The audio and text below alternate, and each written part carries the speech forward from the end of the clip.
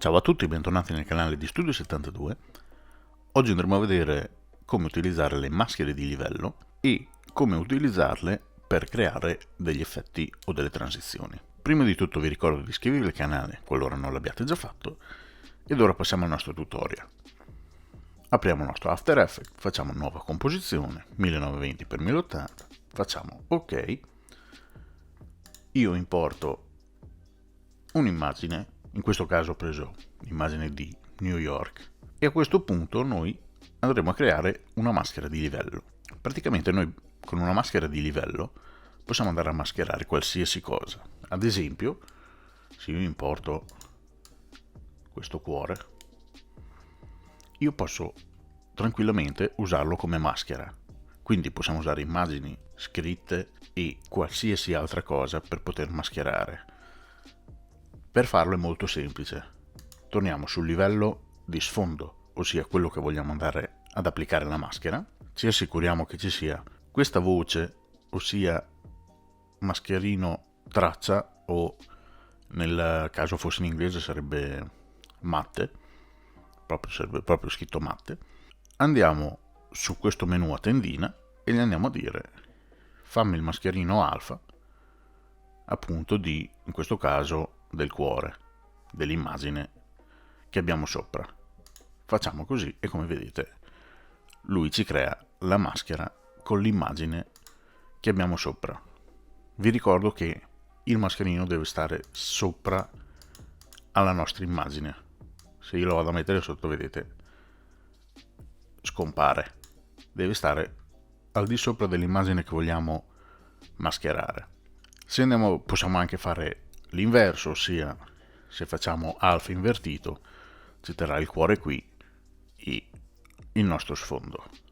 La cosa bella è che noi la maschera, adesso io lo torno a mettere mascherino così, possiamo andargli ad applicare qualsiasi effetto, ossia possiamo andarlo a spostare, applichiamo il marcatore, ci spostiamo un po', lo facciamo andare in su,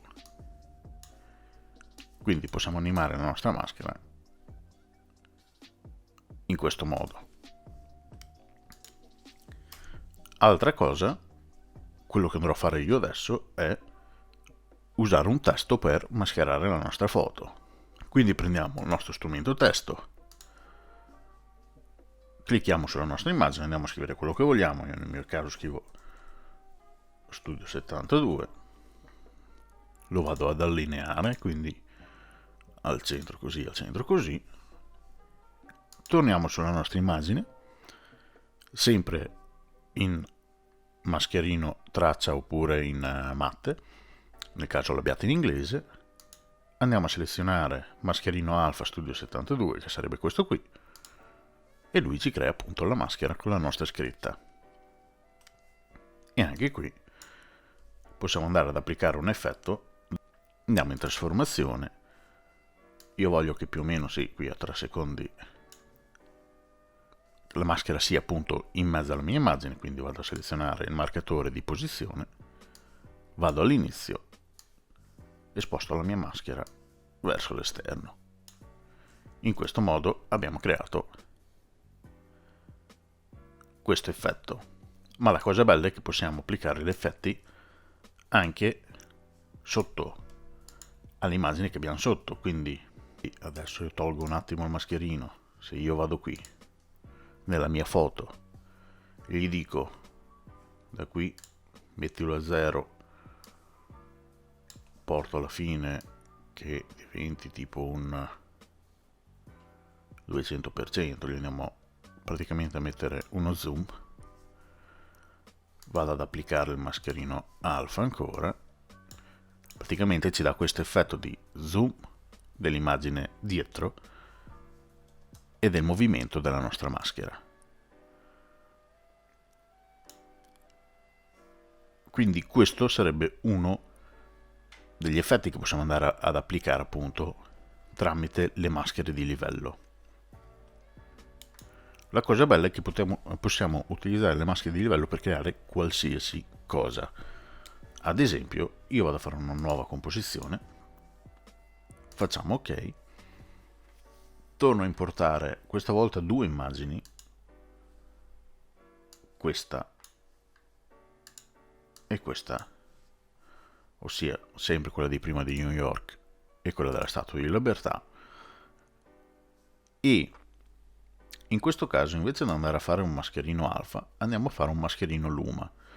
Il mascherino luma come funziona? Funziona come, se siete un po' esperti anche di Photoshop, come i mascherini di Photoshop, ossia interagisce sul colore bianco e sul colore nero. Quindi se la maschera è tutta nera lui non ci fa visualizzare la foto, mentre se la maschera è tutta bianca ce la fa visualizzare. Per applicare questo effetto vado in livello nuovo, faccio tinta unita, mettiamo frattale, vado qui nei controlli degli effetti, vado appunto a cercare disturbo frattale, lo porto all'interno del mio nuovo livello. Come vedete questo disturbo è in bianco e nero, la cosa che appunto ci serve a noi. Vado a però marcare meglio il bianco e il nero in questo modo, vado in trasformazione, aumento la scala più o meno così, mi porto a 3 secondi perché voglio che l'effetto praticamente mi inizi da qui, e gli andiamo a dare un movimento. Per dare un movimento a questo effetto dobbiamo interagire qui sulla voce evoluzione, quindi qui metto a 3 secondi il mio marcatore, mi sposto avanti più o meno 2 secondi e lo muovo più o meno gli faccio fare 3 giri completi, più o meno, in modo che più o meno che ci faccia questo movimento. Quindi se io adesso vado ad applicare a questa immagine, quindi a questa, gli vado ad applicare invece del mascherino alfa il mascherino luma, come vedete ci darà questo effetto, che già così di per sé non è male.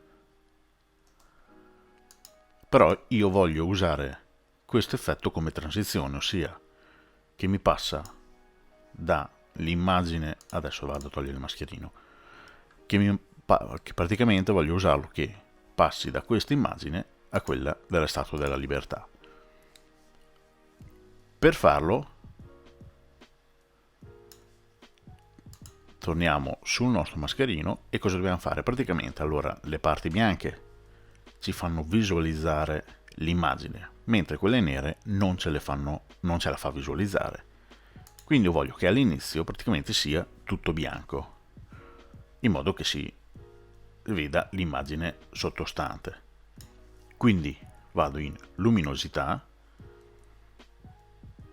e vado praticamente ad aumentarla finché non mi diventa tutto bianco il mio livello. Applico il marcatore, mi porto a 5 secondi e lo vado a diminuire finché appunto non diventa tutto nero, ossia che mi oscura completamente l'immagine.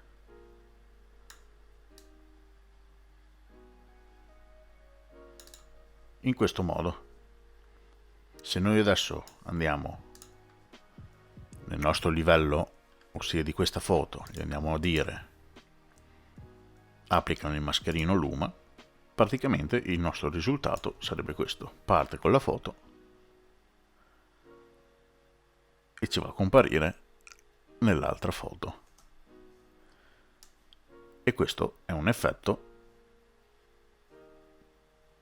insomma di transizione abbastanza carino che si può tranquillamente usare come transizioni fra due immagini. Ma lo stesso possiamo farlo ad esempio se io vado a importare,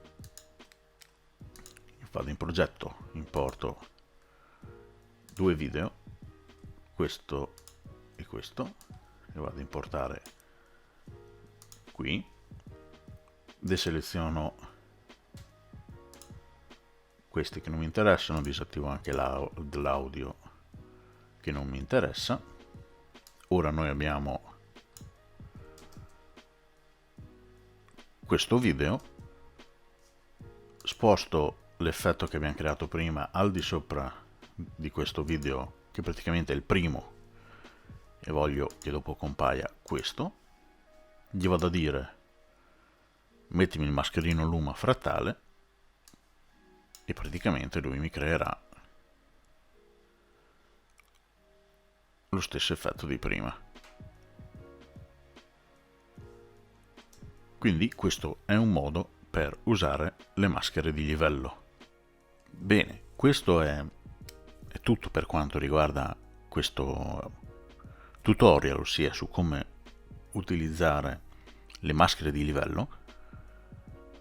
Se avete una qualche domanda o una qualche curiosità in più su come utilizzare appunto le maschere di livello, scrivetelo nei commenti.